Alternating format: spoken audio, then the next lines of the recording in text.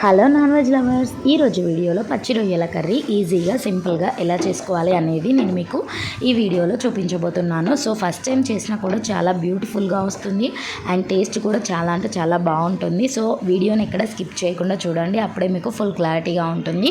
ముందుగా వీడియోకి ఒక చిన్న లైక్ అయితే చేయండి. సో లేట్ చేయకుండా టాపిక్లోకి వెళ్దాము.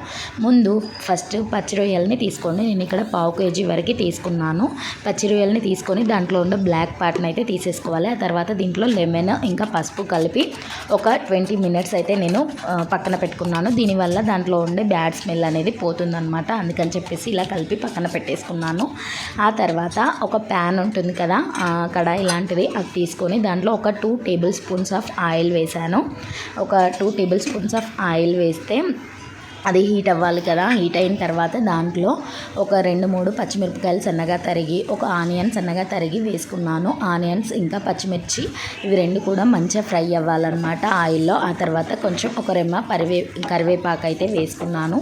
వేసుకున్న తర్వాత ఆనియన్స్ ఇలా కలర్ చేంజ్ అవుతుంటాయి కదా, ఈ స్టేజ్లో మనం కొంచెం అల్లం వెల్లుల్లి పేస్ట్ అనేది వేసుకోవాలి. ఫ్రెష్గా రుబ్బుకుంది వేసుకుంటే టేస్ట్ అనేది బాగుంటుందన్నమాట. సో ఇలా కొంచెం వేసుకున్న తర్వాత ఈ స్టేజ్లోనే మీరు కొంచెం పుదీనా ఇంకా కొత్తిమీర కూడా యాడ్ చేసుకోవచ్చు. అల్లం వెల్లుల్లి పేస్ట్ మంచిగా ఫ్రై అయిన తర్వాత దాంట్లో కొంచెం పసుపు అనేది వేసుకోవాల్సి ఉంటుంది. కొంచెం చిటికెడు పసుపు వేసుకోవాలి.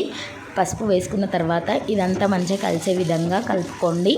ఇలా కలుపుకున్న తర్వాత ఇందాక పక్కన పెట్టుకున్న పచ్చి రొయ్యలని ఇందులోనైతే వేసేసుకోవాలి.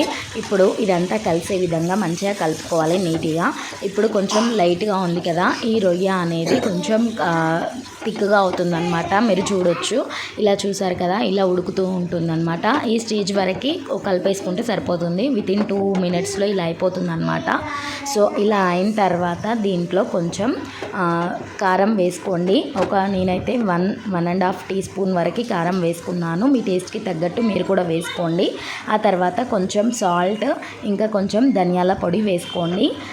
మరీ ఎక్కువ ధనియాల పొడి వేసుకోకండి, చేదొస్తుంది. సాల్ట్ కొంచెం తక్కువ వేసుకోండి, ఎందుకంటే పచ్చి రొయ్యల్లో ఆల్రెడీ సాల్ట్ ఉంటుంది కాబట్టి చూసుకొని వేసుకోండి. ఒకవేళ మీరు కావాలి అనుకుంటే తర్వాత కూడా వేసుకోవచ్చు.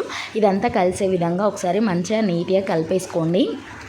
ఈ కారం, ఉప్పు, ధనియాల పొడి ఏదైతే వేసామో అదంతా కలిసే విధంగా రొయ్యలకి మంచిగా కలిపేసుకోండి. కలిపేసుకున్న తర్వాత దీనిపైన ఒక మూత అనేది పెట్టుకోండి. ఒక 5 minutes తర్వాత చూస్తే ఈ రొయ్యల్లోని వాటర్ అంతా బయటికి వస్తుందన్నమాట. మళ్ళీ దీంట్లో వాటర్ యాడ్ చేయాల్సిన అవసరం అనేది ఏమీ ఉండదన్నమాట. ఆల్రెడీ ఇందులో వాటర్ ఉంటుంది కాబట్టి మూత పెట్టేసి ఒక 5 minutes పక్కన పెట్టుకోండి. ఆ తర్వాత ఇలా వాటర్ వస్తుంది. ఒక 5 minutes ఉడికితే సరిపోతుంది. అంతకంటే ఎక్కువ ఉడికితే ఈ రొయ్య అనేది రబ్బర్లా అవుతుంది. అదొకటైతే గుర్తుపెట్టుకోండి. ఒకసారి మీరు ఇలా మెదిపి చూస్తే సాఫ్ట్గా ఉంటే సరిపోతుంది. ఆ తర్వాత దించే ముందు కొంచెం పుదీనా, కొత్తిమీర వేసి గార్నిష్ చేసుకుంటే చాలా అంటే చాలా బాగుంటుంది టేస్ట్. ఇప్పుడు దీన్ని ఒక బౌల్లోకి సర్వ్ చేసుకొని వేడివేడి అన్నంలో తింటే కూరనైతే అదుర్స్గా ఉంటుంది. వీడియో నచ్చితే ఒక చిన్న లైక్ చేయండి అండ్ మరిన్ని వీడియోస్ కోసం మన ఛానల్కి సబ్స్క్రైబ్ చేయండి. Thank you.